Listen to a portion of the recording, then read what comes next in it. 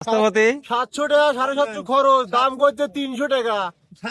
আমি এখন কি করবো? ওই খরচের টাকা কে দিবি? খরচের টাকা আমার নিজের পর থেকে দিছি, তারপরে এখন 300 টাকা বস্তা দাম কইতেছে। 700 টাকা করে খরচ হয়, 750 টাকা খরচ হয়েছে। 750 কাম না। আর আলুর দাম এই ব্যাপারী কারা? ব্যাপারীদের সাথে কথা কয়। হ্যালো গাইস, এই যে আলু, এই যে আমার নীরব কাকা আইছে আলু নিবার। আলুর তো দাম নাই, দেন বিছনের আলু কি অবস্থা। এগুলো সব বিছন আলু, শত শত বস্তা, কিন্তু কৃষক কি করবে? এই আলু গাড়বে না বেচবে? 750-800 টাকা করে খরচ, কোল্ড স্টোরেজ ভাড়া, পরিবহন ভাড়া দিয়ে 800 টাকার মতো পড়ছে। আর বস্তার দাম করতেছে আলু বাদে খরচ। দেখেন কি অবস্থা।